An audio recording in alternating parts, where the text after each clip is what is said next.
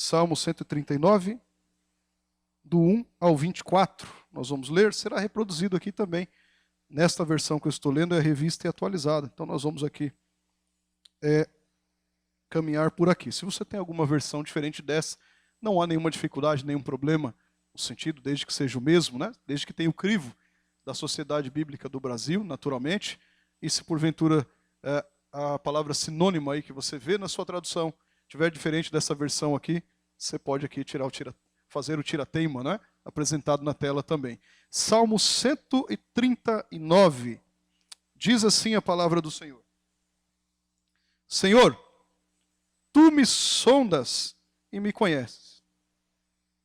Sabe quando me assento e quando me levanto. De longe penetras os meus pensamentos. Esquadrinha o meu andar e o meu deitar e conhece todos os meus caminhos. Ainda a palavra não me chegou à língua, e tu, Senhor, já a conheces toda. Tu me cercas por trás e por diante, sobre mim pões as mãos. Tal conhecimento é maravilhoso demais para mim. É sobre modo elevado, não o posso atingir. Para onde me ausentarei do teu espírito? Para onde fugirei da tua face? Se subo aos céus, lá estás. Se faço a minha cama no mais profundo abismo, lá estás também. Se tomo as asas da alvorada e me detenho nos confins dos mares, ainda lá me haverá de guiar a tua mão e a tua destra me susterá. Se eu digo, as trevas com efeito me encobrirão e a luz ao redor de mim se fará noite, até as próprias trevas não te serão escuras. As trevas e a luz são a mesma coisa, pois tu formaste o meu interior. Tu teceste no seio de minha mãe. Me teceste no seio de minha mãe. Graças te dou, visto que por modo assombrosamente maravilhoso me formaste. As tuas obras são admiráveis, e a minha alma o sabe muito bem. Os meus ossos não te foram encobertos, quando no oculto fui formado e entretecido, como nas profundezas da terra. Os teus olhos me viram a substância ainda informe, e no teu livro foram escritos todos os meus dias, cada um deles escrito e determinado, quando nenhum deles havia ainda. Que precioso para mim, ó Deus, são os teus pensamentos, e como é grande a soma deles. Se os contasse, excedem os grãos de areia. Contaria, sem jamais chegar ao fim. Tomar, ó Deus, desses cabos do perverso, apartai-vos, pois, de mim, homens de sangue, eles que rebelam insidiosamente contra ti, e como os teus inimigos falam malícia. Não aborreço eu, Senhor, os que te aborrecem, e não abomino os que contra ti se levantam? Aborreço-os com ódio consumado, para mim são inimigos de fato. Sonda-me, ó Deus, e conhece o meu coração.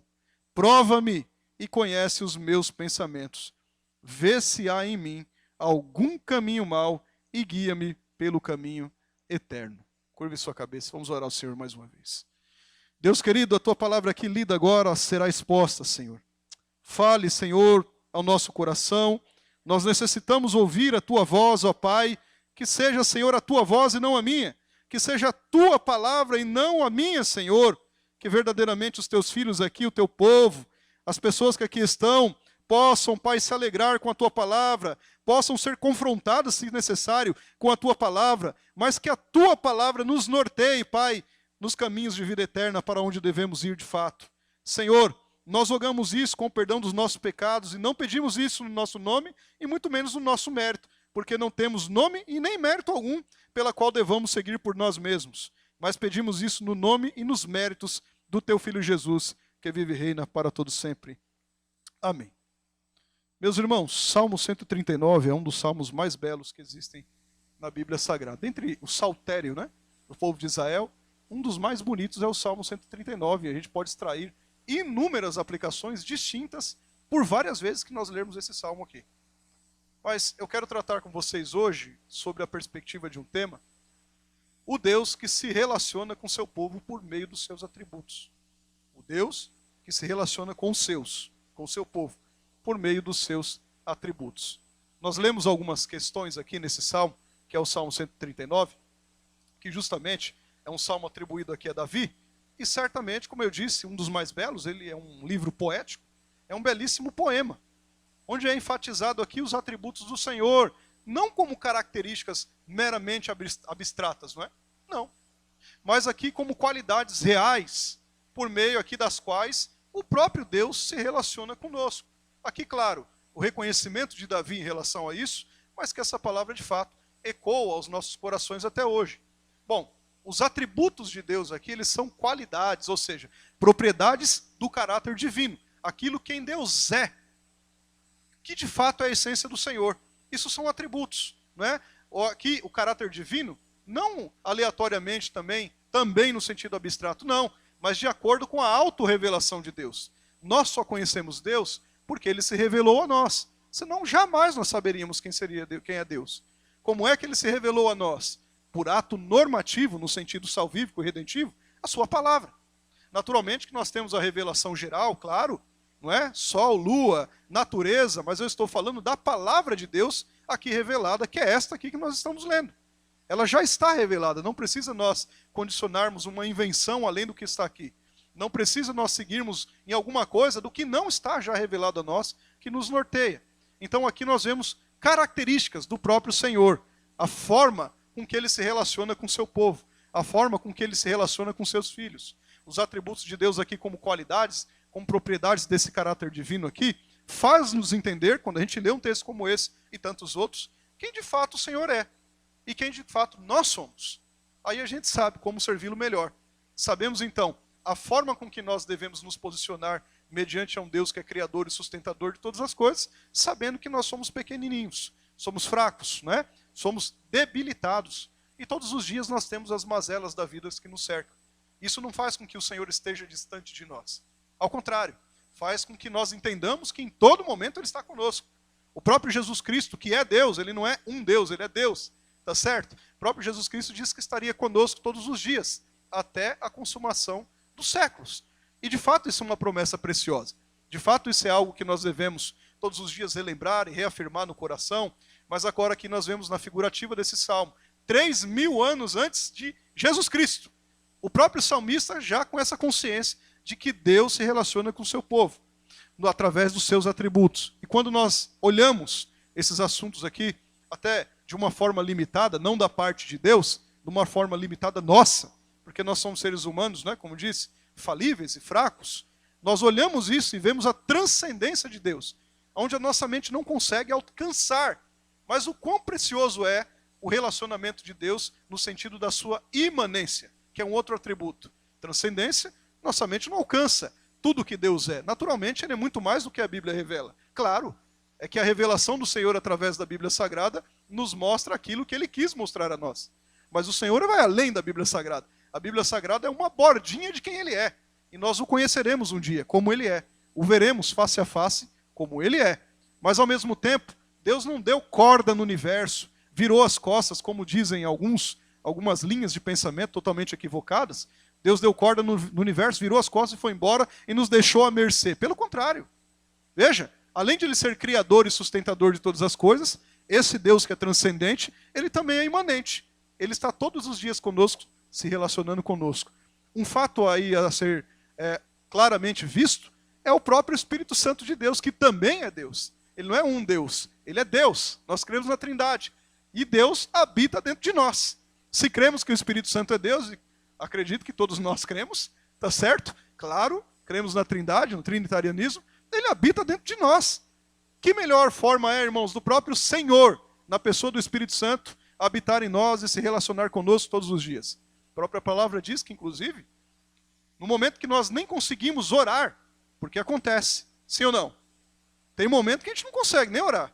Nesses momentos, inclusive, o próprio Deus que habita em nós, na pessoa do Espírito Santo, Ele eleva ao Pai esta oração como gemidos inexprimíveis, ou seja, Ele traduz, não é, aquilo que a gente não consegue falar. Às vezes só cai lágrimas, pode ser, às vezes a gente só pensa de nem ter força para falar, mas o Senhor leva isso daqui ao Pai com gemidos inexprimíveis, não é? Traduzindo ao Pai. Isso é relacionamento ou não? É o Senhor se relacionando conosco ou não? Claro.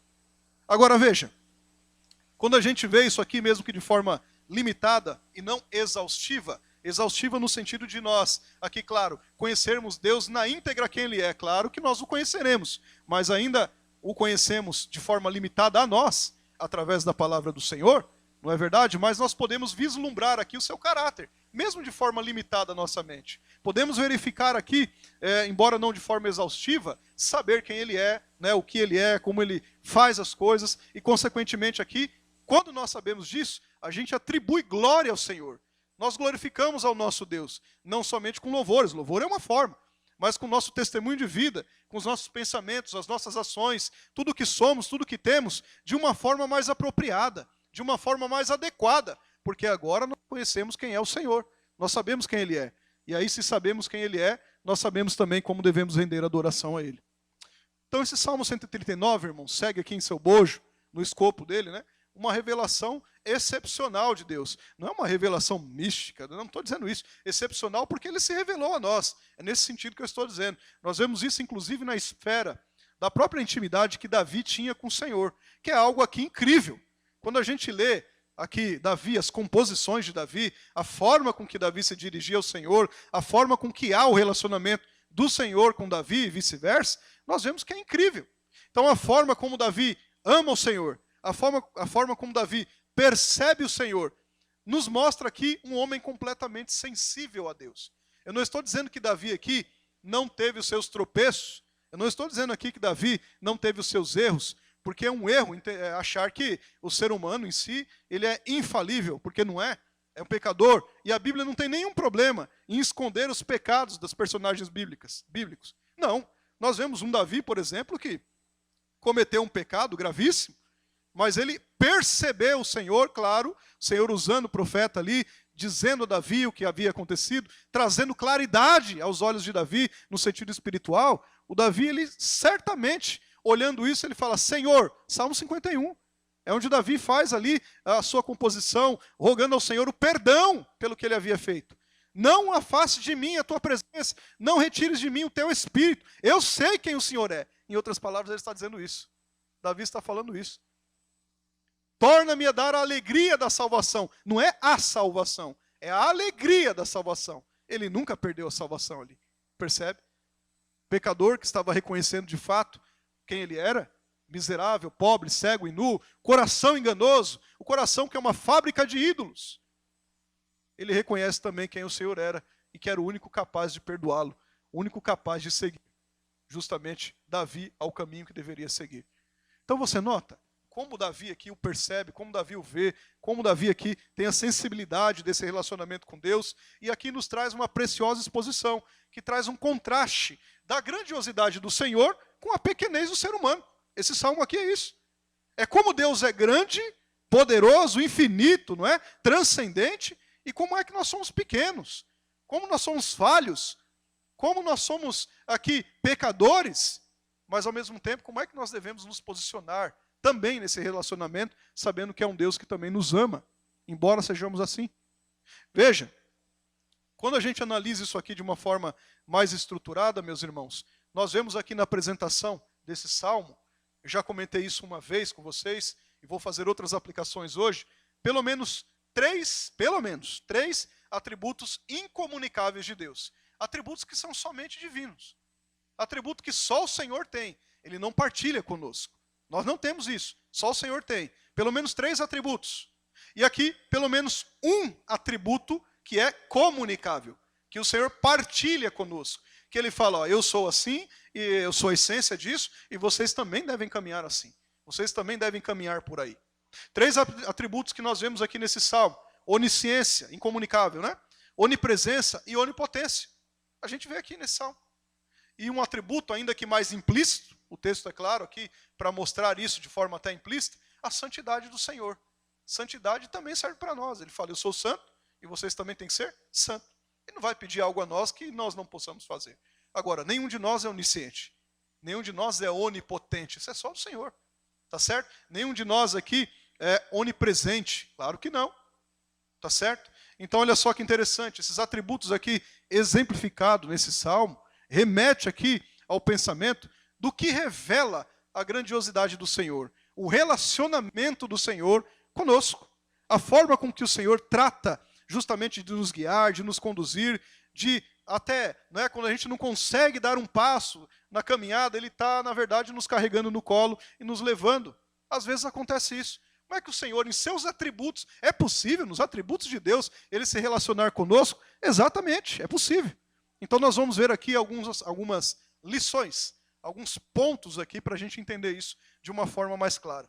Em primeiro lugar aqui, esse atributo de onisciência, demonstrado nesse salmo que nós acabamos de ler, revela a forma com que Deus se relaciona conosco, na sua grandiosidade, o Deus que nós servimos. Eu quero que você volte à leitura e com muita atenção, novamente, Salmo 139, vamos por parte, por blocos, não é? Do verso 1 ao verso 6. Salmo 139, do 1 ao 6, está aqui na tela, reproduzido aqui, tela não, parede, né? Aqui atrás, reproduzido. E olha o que está escrito aí. Senhor, tu me sondas e me conheces. É o Davi falando. Sabe, Senhor, o Senhor sabe quando eu me assento e quando eu me levanto. De longe penetra os meus pensamentos, esquadrinha o meu andar e o meu deitar, e conhece todos os meus caminhos. Ainda a palavra me não chegou à língua, e tu, Senhor, já conhece toda. Tu me cercas por trás e por diante, e sobre mim pões as mãos, ou a mão. Tal conhecimento é maravilhoso demais para mim. É sobremodo elevado. Não posso atingir, ou não o posso atingir, é o que está escrito aí. Você percebe aqui a respeito da onisciência de Deus? Você notou aqui ou não? Esse atributo de onisciência. Deus sabedor de todas as coisas? Viu ou não? Senhor, tu me sondas, tu sabe. Você sabe quem eu sou. Ele está falando aqui. O Senhor sabe quando é que eu me assento, quando eu me levanto. Onisciência. O Senhor sabe aqui, de longe, os meus pensamentos. O Senhor penetra. Eu nem cheguei aqui na igreja, o Senhor já sabe o que eu estou pensando. O Senhor sabe. Ele está dizendo aqui, ó, o Senhor esquadrinha a continuidade dos meus dias, não é? O meu andar, o meu deitar. O Senhor sabe das coisas. Conhece todos os meus caminhos. Talvez eu não conheça todos os seus caminhos. Eu não. E muito menos os irmãos. Não conheçam todos os meus caminhos. Mas o que Davi está falando é que tem um Deus que conhece. Onisciência. Tá certo? Deus sabe de todas as coisas. Ele continua falando lá, olha, Senhor, a palavra nem me chegou à língua ainda, eu nem não falei ainda, e o Senhor já sabe. Você já conhece tudo que eu vou dizer. Olha a onisciência de Deus aqui. Olha um atributo incomunicável de Deus, poderosíssimo. Senhor, tu me cercas por trás e por diante, e sobre mim pões as mãos, ou a mão. Tal conhecimento, a minha mente, se fosse hoje a juventude aí, né, Edson? Buga. A minha mente não consegue. É demais para mim aqui, é sobremodo elevado. Minha mente limitada não consegue atingir isso. Deus é transcendente. Percebe? A cognição aqui, irmãos, o entendimento, a assimilação que Davi faz aqui de quem é o soberano Senhor, e ao mesmo tempo aqui demonstra aqui esse assunto tão precioso, desse primeiro bloco, desse primeiro ponto que nós estamos tratando, a respeito da onisciência de Deus. Davi aqui, quando ele salienta essa onisciência de Deus aqui, ele nos está afirmando o conceito desse atributo, que Deus conhece exaustivamente todas as coisas. Ele sabe todas as coisas, na íntegra de todas as coisas. Eu posso até saber uma coisinha ou outra, de um irmão ou outro, vai conversando ali, tá? Mas não todas as coisas, tá certo? Deus conhece na íntegra todas as coisas, é isso que ele está dizendo. Deus conhece aqui de forma completa, eu acho que fica até melhor assim, de expressar. Deus conhece de forma completa, sem falhas, todas as coisas. Davi aqui está dizendo que em tudo que ele tem na vida, em todo momento que ele está caminhando, em tudo que ele faz, ou deixa até de fazer, nada está escuro aos olhos do Senhor. Tudo está patente aos seus olhos. Olhos clarividentes, na verdade, do Senhor. Todavia, Davi aqui, em todos os seus elementos, ele está falando, Senhor, não tem nada que é desconhecido ao Senhor. A minha mente aqui vai fritar. Não tem nada que possa estar oculto ao Senhor. Nada. Absolutamente nada. E por saber disso aqui, Davi, então, nessa primeira parte desse salmo aqui, ele fala que o Senhor é aquele que sonda-o totalmente, penetrantemente, na verdade, de forma profunda. Olha lá, Senhor, tu me sondas e me conheces. De forma profunda. Ele sabe exatamente quem é você. Você que entrou aqui nessa noite, ele não sabe? Claro que sabe. Porque Quem não sabe sou eu, que sou limitado. Ele sabe exatamente as mazelas que têm cercado a sua vida. Ele sabe exatamente os caminhos que você tem seguido, sejam eles bons ou ruins. Ele sabe exatamente, nesse exato momento, os pensamentos que você está tendo aí sentado. E eu aqui. Ele sabe. O Senhor sabe de todas as coisas. Ele está dizendo aqui que Deus conhece melhor Ele mesmo, né? Ou seja, conhece... Senhor, o Senhor me conhece melhor do que eu mesmo. Davi está dizendo isso. É isso que ele está falando. Davi está falando aqui, ó, que mesmo um conhecimento limitado que alguém possa ter, isso não está patente ao Senhor, foge da compreensão humana, o tanto que Ele nos conhece. Ele nos conhece antes, até mesmo de nós mesmos. Bom, ele reconhece aqui que esse conhecimento de Deus vai ao mais profundo do seu ser, onde nem mesmo é capaz um ser humano de ir, uma sondagem é capaz de ir. Ele está falando que Deus vai, é lá que Ele vai. O salmista fala ainda que Deus é conhecedor de cada dia. Ontem Ele te conhecia? Conhecia. E antes de ontem? Também. E amanhã? Já conhece. Você que não conhece. Você não sabe o amanhã, mas Ele já sabe. Percebe ou não? O Senhor já sabe. Todos os dias, cada dia aqui, conhecedor do dia a dia de Davi, claro, nosso também, conhecedor até mesmo das questões rotineiras. Sabe aquelas questões rotineiras? Sei lá, lavar uma louça, ali levantar, ir ao trabalho, pegar um transporte público, pegar o carro, vir à igreja. Ele sabe todas as coisas. As questões rotineiras do dia a dia. Não pense que não. Sabes quando me assento e quando me levanto. Continuidade. Ele sabia que você viria aqui hoje no culto. Ele sabe que você vai sair daqui e vai para a sua casa. Ele sabe o que você está necessitando, inclusive. Se é algo de confrontar o seu coração para que você volte ao eixo, ou se é algo para confortar o seu coração, para que você entenda que Ele é Deus de fato. É isso que ele está dizendo aqui. Então Davi fala ainda que Deus não só conhece a rotina do dia a dia dele, Davi, e nossa também, mas também que só Ele consegue saber os pensamentos. Só Ele. Ele sabe exatamente, meus irmãos, o que pensamos no dia a dia. Ele sabe exatamente aonde vai conduzir a nossa mente. Ele sabe.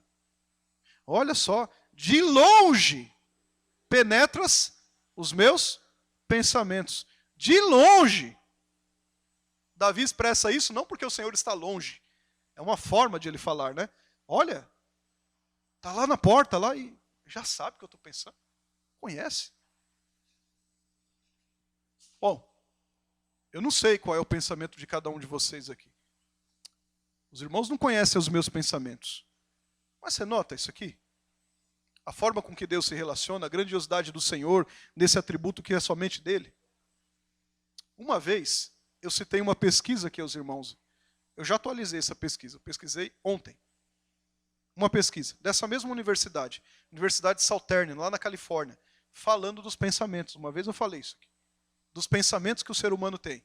Essa pesquisa atualmente diz aqui, ó, é lá na Califórnia, Estados Unidos, uma universidade, que os pensamentos que nós temos aqui, o número de pensamentos estimados, e você não vai me perguntar como é que eles descobriram isso, tem toda a ciência e a técnica para essa questão, fica entre 50 e 70 mil pensamentos por dia.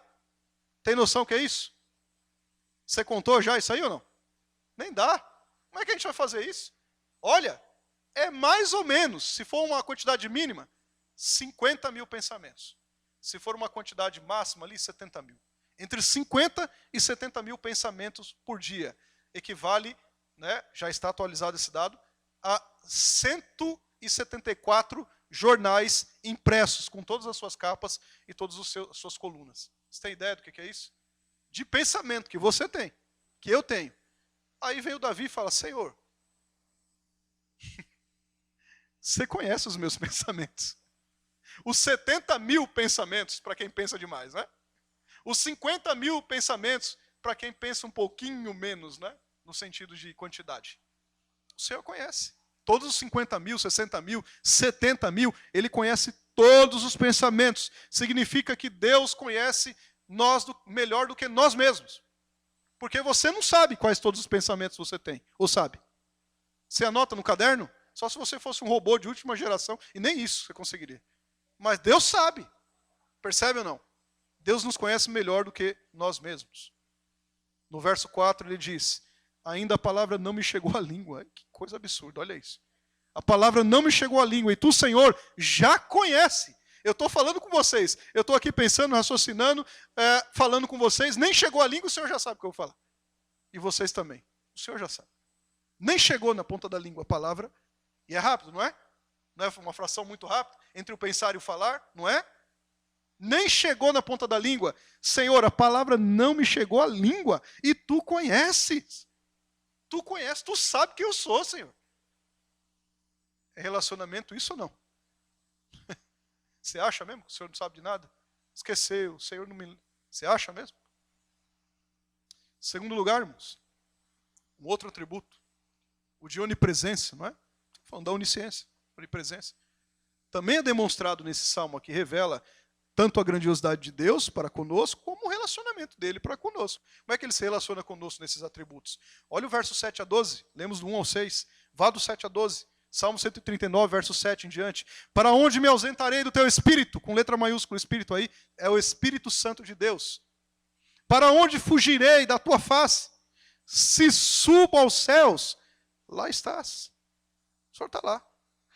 Se faço a minha cama no mais profundo abismo, quem está lá de novo, irmãos? O Senhor está lá também.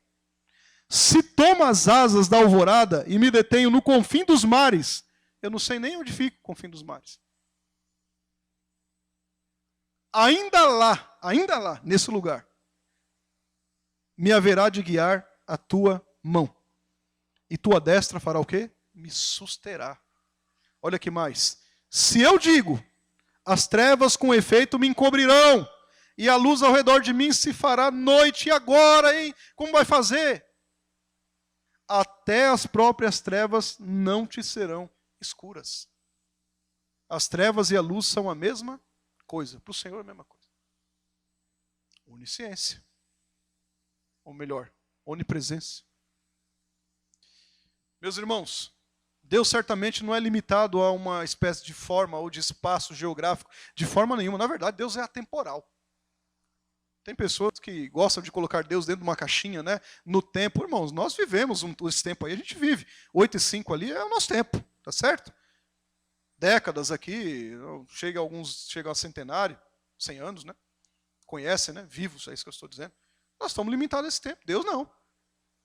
Ah, mas Deus está no Kairos. Mas Deus criou o Kairos, o tempo eterno. Ele não é o pai da eternidade, sim ou não? Eternidade é o que não tem princípio e não tem fim. Esse é o conceito de eternidade.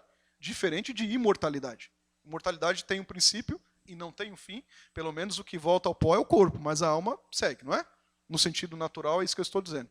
Claro que eu não vou entrar nas questões escatológicas da segunda morte, não estou falando isso. Mas veja, se ele é o pai da eternidade, ele criou aquilo que não tem princípio, que não tem fim, quem é Deus? Olha a mente de novo, frita. Meus irmãos, preste bem atenção. Deus não está limitado a um lugar geográfico, a um espaço, a um tempo. Não, lógico que não. E aqui eu não estou dando base para os desigrejados, mas de forma nenhuma. Até porque tem outros textos bíblicos que nos instruem a congregarmos. Não estou falando isso, porque alguém pode pegar um texto, pegar um corte, né, e falar, não, lá. Não estou falando isso. Eu estou falando do atributo de Deus. Ele não está limitado. Lógico que não. Deus está em toda parte. Deus aqui, ele é Deus de perto e também é Deus de longe. Tem uma turma aí, tem até um louvor, né? Ele é de perto e ele é de longe. Se você ler Jeremias capítulo 23, verso 23, você vai ver que eu estou falando a realidade. Tá certo? Ele é tanto de perto como também de longe. A ótica de quem? De Deus? Claro que não. A nossa ótica. Porque Deus está fora desse tempo. Tudo bem? Atemporal. Onde a nossa mente consegue entender e alcançar. Mas veja que interessante. O verdadeiro ensino bíblico é que todas as coisas estão presentes para Deus, isto é, ele está presente em toda parte, na plenitude do seu ser, do seu conhecimento, na plenitude aqui do seu poder, na plenitude aqui da sua autoridade, de modo que nada se esconde ou escapa do seu controle. Absolutamente nada se esconde do seu controle. Nada escapa do seu controle. Você viu Davi falando? Mas Senhor, para onde é que eu vou? Se eu for para um lugar, o Senhor está lá. Se eu for para outro, o Senhor está lá. Se eu for lá para o confim dos mares, que eu não sei nem onde é, Está lá a mão do Senhor, me guiando e me sustendo. Veja, irmãos, nada aqui está oculto ao Senhor no sentido de Ele estar presente. Aí tem gente que acha até, não, Deus não está comigo. Sabe aquele negócio? Bom, você pode até pensar, porque às vezes o nosso pensamento ele condiciona, né, um caminho que não é o que a Bíblia diz. A gente foca numa coisa diferente do que a Bíblia diz. Mas recobre a consciência agora, irmãos. Deus está sim, é claro que está. Eu já disse no começo que Ele habita dentro de nós, e além disso Ele não está conosco. O próprio Cristo falou que Ele estaria conosco. Ora, é claro que Ele está conosco. Deus não é limitado a um determinado espaço geográfico, espacial, no sentido espacial. As referências, inclusive, do corpo de Deus, né? Deus, a gente tem que entender que são atributos metafóricos. Deus é uma rocha. Ele é uma rocha mesmo? É um atributo metafórico. Se eu falar que Ele é uma rocha, então Ele é finito, porque a rocha é finita. Deus é um escudo, é no sentido de proteção, de segurança. Não que Ele é um escudo mesmo. Percebe? Então nós temos que entender essas questões no texto, para a gente não ensinar de forma errada, ou falar de forma errada. Deus não está limitado a isso. Tá certo? O Espírito não possui carne, nem ossos. Como é que Deus estaria, então? Não tem sentido. A primeira coisa aqui que Adão e Eva, se você lembrar na tua mente aí, fizeram, após o pecado, o que foi? A primeira coisa que eles fizeram, pecaram. Aí o que eles fizeram? Fizeram o quê? Tentaram se esconder. Não é? Tentaram se esconder. Adão, onde você está? É porque Deus não sabia onde Adão estava? O que vocês acham? Claro que sabia. Oh, Senhor, fizemos isso, e aí a gente saiu, se escondeu aqui. Para onde é que a gente se ausenta, irmãos? Do Senhor. Para onde é que a gente se ausenta do Senhor? Nós não nos ausentamos, não. Davi categoricamente nos relata aqui essa impossibilidade de nos escondermos, de fugirmos, de escapar aqui diante da presença de Deus. Não é o verso 7 a 10? Para onde eu me ausentarei, Senhor, do Teu Espírito? Para onde eu fugirei da Tua face? Se eu subo ao céu, o Senhor está lá. Se eu armar a minha cama aqui no abismo mais profundo, o Senhor está lá também. Para onde é que eu vou? Eu saio daqui e vou para o outro lado do mundo, se eu puder. O Senhor está lá. Deus é onipresente, irmãos. Totalmente. Davi claramente nos informa que mesmo que ele quisesse, ele Davi, né? Talvez a gente pense assim às vezes, eu quero, eu isso, eu aquilo. Mesmo que eu quisesse tentar escapar da presença de Deus, eu não conseguiria. Tá certo? Eu não conseguiria. Para nós, embora aqui seja um aspecto aterrorizante, e né? A gente saber que às vezes nós somos limitados, e somos mesmos, diante da grandiosidade de Deus, tem outro lado também. Nós somos compelidos a uma grata surpresa de que nós somos achados pelo Senhor em qualquer lugar. Tem gente lá dentro da cadeia hoje que é achado por Senhor lá dentro. Tá certo? É achado pelo Senhor. Tem gente em outro estado, em outro país, em outro lugar, em outra realidade da nossa aqui, ele é achado pelo Senhor. Acho que é.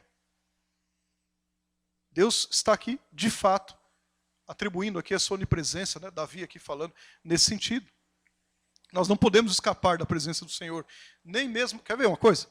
Nem mesmo a morte pode nos esconder da presença de Deus. Você sabia disso? Nem mesmo a morte pode nos fazer esconder da presença de Deus. Davi não falou? Se eu armar minha cama lá no abismo, ele está falando de morte. Ainda assim, o justo não verá a corrupção. Ele fala em outro salmo. Minha alma não vai ficar no Sheol. Né? Nomenclatura aí para o lugar de tormento no Antigo Testamento. No Novo Testamento é Hades. Tá certo? Horas, eu fecho o olho aqui, eu morri aqui, tá certo? Meu corpo veio ao pó. A minha alma está segura, está guardada no Senhor. E automaticamente estarei com Ele. Aguardando apenas a ressurreição do corpo, se Ele me chamar individualmente. Nem a morte pode nos separar de Deus. Absolutamente nada, Paulo dizia, né? Pode nos separar do amor de Deus que está em Cristo Jesus. Ele elenca uma lista gigantesca. Ah, será que é a espada? Se alguém vir aqui me matar? Será que é a tribulação? Mas está tão difícil. Será que é uma doença? Será que é uma angústia, depressão na alma? Será que é isso? Nada disso. Nada pode nos separar do amor de Deus que está em Cristo Jesus. Ele está conosco todos os dias, em todo momento. Tá certo? É isso que Davi está dizendo aqui. A presença do Senhor estará conosco, as mãos do Senhor nos guiarão, nos sustentarão. Sustentarão não hoje no culto de domingo, é hoje e perpetuamente, desde a entrada até a saída. O Salmo 121 diz isso. Perpetuamente. Para todo sempre. E se vier trevas, hein? Nem mesmo as trevas podem ser um local de esconderijo. Está tudo escuro, deixa eu... Nem mesmo as trevas. Nem mesmo as trevas. Pois basta que ele diga assim, ó, haja luz. Acabou as trevas. Dissipa as trevas. Nem mesmo as trevas. Aí você tem dois cenários aqui. Isso pode ser aterrorizante ao coração de alguns, pela vida que tem levado, ou pode ser reconfortante, por sabermos que nós estamos guardados e descansando no Senhor. Terceiro e último. Aliás, penúltimo. Tem mais um atributinho aqui. A onipotência de Deus, saindo agora da onipresença e indo para a onipotência, que é aqui descrito, demonstrado nesse salmo, revela essa preciosidade de quem é Deus, a grandiosidade do Senhor, e ao mesmo tempo a forma com que Ele se relaciona conosco. Olha os versos 13 a 18, dá uma olhadinha. Pois tu formastes o meu interior, tu me tecestes no seio de minha mãe. Graças te dou, visto que por modo assombrosamente maravilhoso me formaste. As tuas obras são admiráveis, e a minha alma o sabe muito bem. Os meus ossos não te foram encobertos, quando no oculto fui formado e entretecido como nas profundezas da terra. Os teus olhos, Senhor, me viram, um dos textos mais fabulosos da Bíblia. Os teus olhos, verso 16, me viram a substância ainda informe, e no teu livro foram escritos todos os meus dias, cada um deles, cada um dos dias, escrito e determinado, quando nenhum desses dias ainda havia. Um dos textos mais fabulosos da Bíblia Sagrada. E ele continua. Que preciosos para mim, ó Deus, são os teus pensamentos, e como é grande a soma deles. Se eu contasse, ou os contasse, excedem os grãos de areia. Eu contaria, ele colocou 2 vezes contaria. Se fosse eu, 3 vezes contaria, 4 vezes contaria, infinito, contaria, sem jamais chegar ao fim. Onipotência ou não? Irmãos, Davi, ele fala assim, de forma assombrosa. Dá até para imaginar Davi pensando. Ele fica maravilhado com a maneira que o ser humano ele é criado. Como Deus faz isso. Ele fica maravilhado. As obras da mão do Senhor, como são maravilhosas as obras da mão do Senhor. Davi fala isso aqui, numa época aqui, onde que já se discutia há muito, né, a origem da humanidade, aí você vê darwinismo, a Torá fala isso, a origem da humanidade é isso, não, a origem da humanidade é aquilo, não, tinha uma raça antes de Adão, pré-adâmica, tinha isso, bobagem, irmãos, ele está falando aqui, tudo criaste no íntimo do meu ser e teceste no ventre da minha mãe, como que o senhor fez isso? Não sei, eu sei lá, minha esposa está grávida, ele está fazendo exatamente isso lá, com o nenê que está no ventre dela. Como é que faz isso? De forma assombrosa. Você sabe explicar isso? Você consegue? Pode ser um médico dos melhores que não consegue. Percebe ou não? De forma assombrosa. Davi aqui demonstra quão maravilhoso é o nosso Deus onipotente, que tem todo o poder sobre tudo e todos. Ao ponto de que ele mostra como Deus é um artesão perfeito, que constrói aqui a sua obra, a arte no lugar mais improvável. Ele faz, porque ele é onipotente. Percebe? Deus forma o homem aqui, ali, ó, no seio da mãe, né? Ventre, secretamente, na escuridão. Mas como que pode isso aqui, aquilo ali, junto aqui? Aí a gente vai... Deus faz com perfeição. 3.000 anos antes esse salmo aqui escrito. 3.000 anos antes, aproximadamente. Não é? Agora que a turma está vendo que nós temos aqui o corpo humano, né, um tecido assim, e várias outras questões, com bilhões e bilhões de células. Agora que a gente está descobrindo isso. Parece que o Davi já sabia. Tá certo? Ele olha para Deus. Olha, fala-se algo superior até na atualidade, algo de trilhões de células. Não são nem bilhões, mas são trilhões. Não é? O núcleo de cada célula, meus irmãos, possui 2 metros de código genético. 2 metros de cada célula. 2 metros de código genético. Organizado como uma espécie de fita aqui, que assombrosamente cabe num espaço tão pequeno, que precisa aqui ser medido por milionésimos de metros. Sabia disso? Mas ainda assim, nenhum milímetro desta fita genética se embaraça. É poder de Deus ou não? Nenhum. Você aí, está sentado, você tem isso aqui. Percebe? A onipotência aqui de Deus, irmãos, consiste no fato de que Deus tem o poder absoluto e suficiente para fazer aquilo que Ele deseja. Para fazer aquilo que Ele quiser. O profeta Jeremias, ele reconheceu que nada é impossível para Deus realizar. Jeremias 32, verso 17, ele fala isso. Só que esse poder se manifesta de várias maneiras. Ele é onipotente no controle do universo, nas intervenções da natureza, no controle da história, no poder, inclusive, de mudar o coração do pecador, convencê-lo do pecado, da justiça e do juízo e transformá-lo. Só Deus faz isso. Mudando aqui a personalidade, levando pecadores à salvação. Lembra do Paulo? Só Deus faz isso. Entretanto, aqui é importante destacar, irmãos, importante dizer isso, que o poder de Deus aqui está em harmonia com essa natureza. Lógico. Deus pode fazer todas as coisas. Deus pode mentir? Não. Vai contra o atributo dele de santidade? Lógico que não. Isso é a essência de Deus. Olha a onipotência de Deus, ao ponto de ele falar assim, não, todos os meus dias já estão escritos. Aí quebra as pernas de muita gente aí fora, não quebra não? Não, eu posso, eu guio a minha vida. Todos os meus dias já estão escritos e determinados. Aonde? No livro do Senhor. Quando nenhum deles ainda havia. Você nem existia. E o Senhor já tinha determinado isso. Agora, isso anula a responsabilidade? Vamos fazer um parênteses aqui. A responsabilidade moral que temos? Claro que não. Pecado continua pecado. Senão a gente cai numa heresia. Mas, irmãos, saber que todos os nossos dias estão nas mãos do Senhor, escritos e determinados, quando nenhum deles ainda havia, não nos faz descansar no Senhor? Sim ou não? Os problemas da vida são o quê comparado a isso aqui? O que são os problemas da vida? Nós sabemos exatamente qual é o fim das coisas. Você é do Senhor. Você tem segurança na salvação em Cristo Jesus. O que são os problemas e as mazelas da vida? Se todos os nossos dias estão escritos e determinados. Onipotência. Quarto e último, agora sim último. O atributo comunicável agora. Até agora, atributos incomunicáveis. Agora comunicável. O atributo de santidade é revelado aqui nesse salmo, é mostrado aqui nesse salmo. Faz também com que nós tenhamos um relacionamento íntimo com o Senhor. Vamos do verso 19 a 24, a gente finaliza nos versos 24, e aqui aplico a vocês.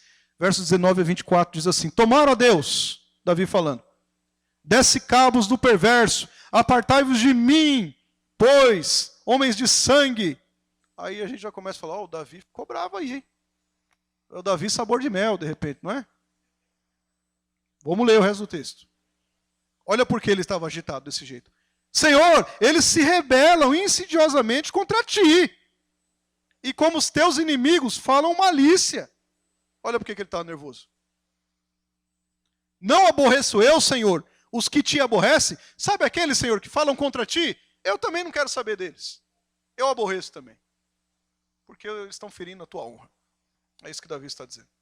Olha que mais. E não abomino os que contra ti se levantam, aborreço-os com ódio consumado. Pronto, agora há uma luta dele contra o Popó.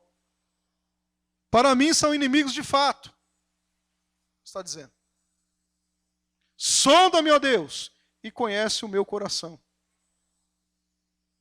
Prova-me e conhece os meus pensamentos.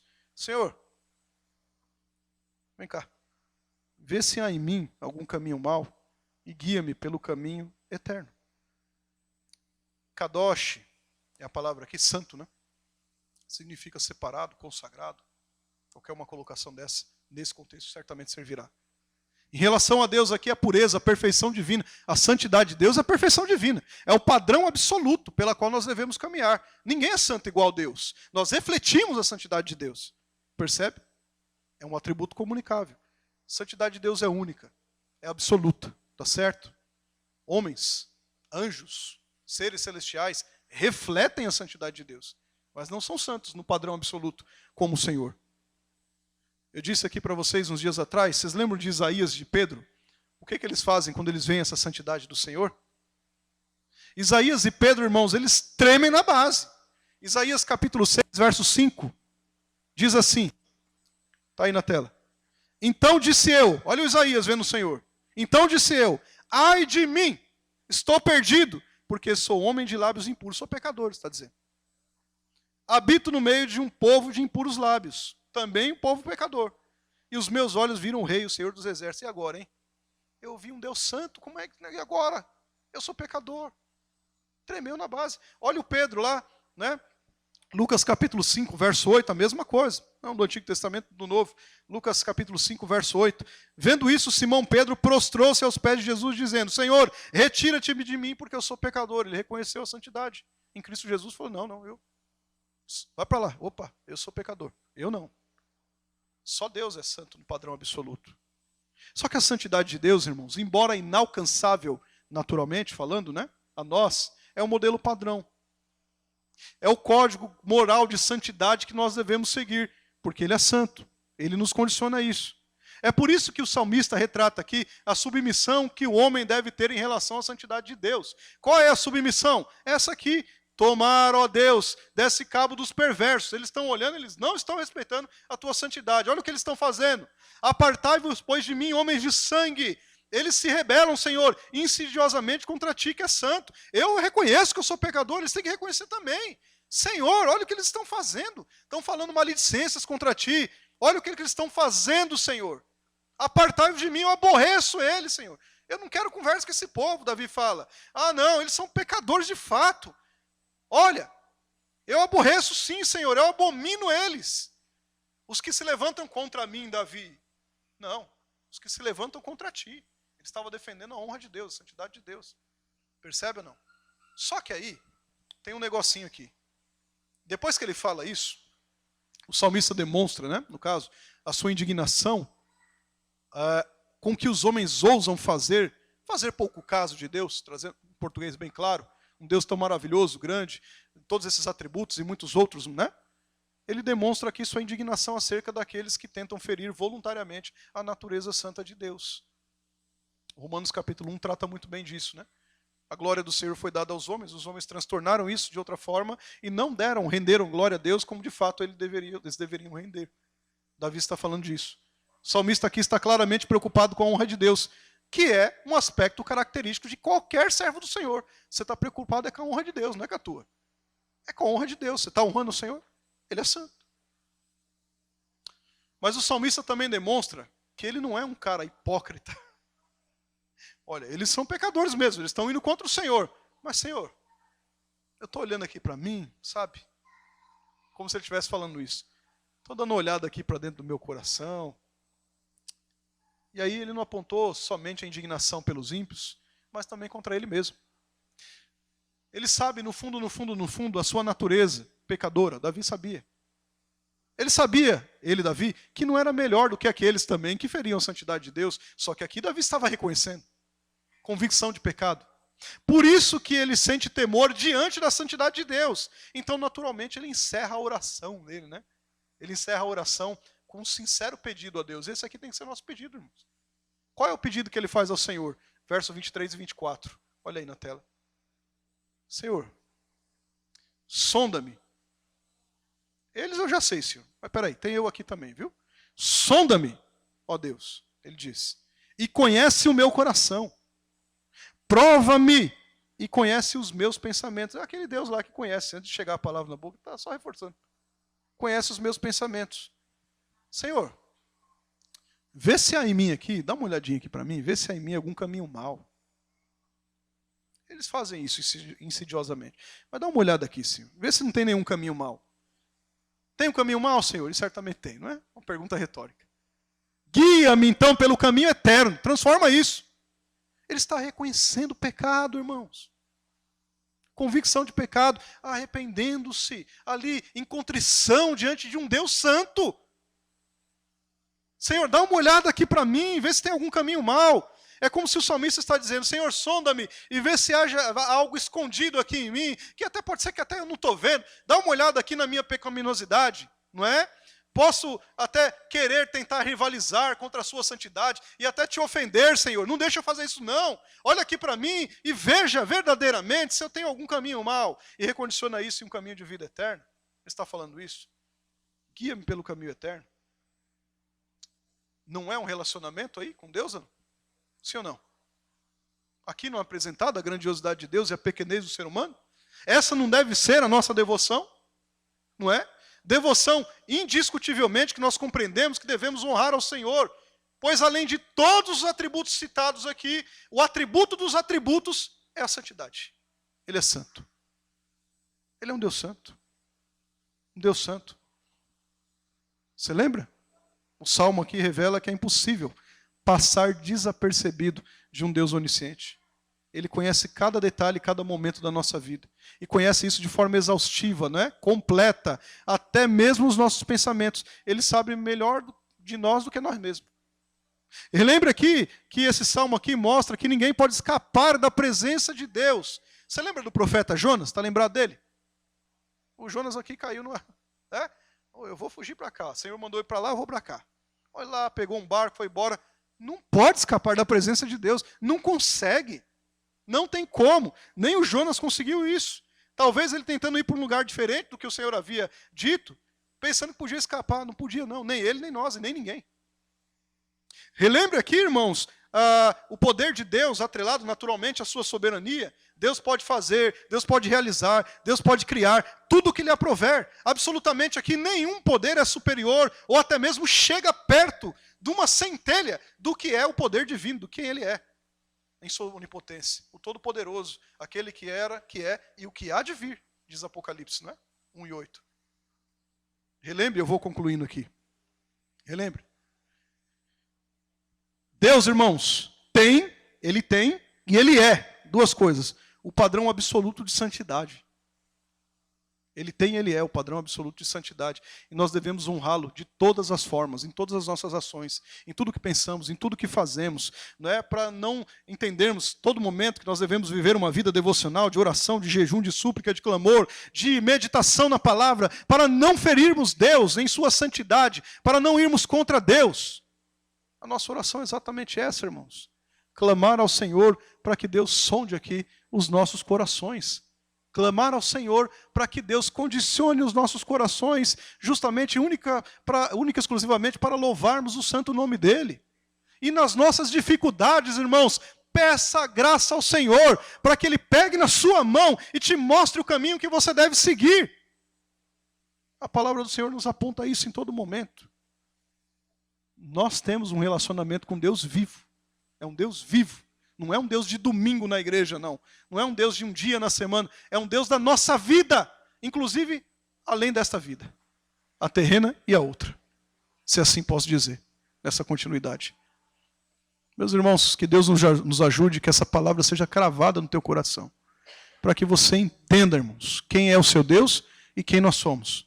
Para que você entenda, inclusive, a grandiosidade de Deus, para que você entenda que Deus se relaciona com você sim, e nós nos relacionamos com Ele. Ele não está lá do outro lado do mundo, não. Ele está aí, habitando dentro de você. Se você é povo do Senhor, se você é ovelha do Senhor, do aprisco do Senhor, Ele está habitando dentro de você. E certamente lhe ajudará em todo e qualquer momento. Amém? Vamos ficar de pé, vamos louvar ao Senhor.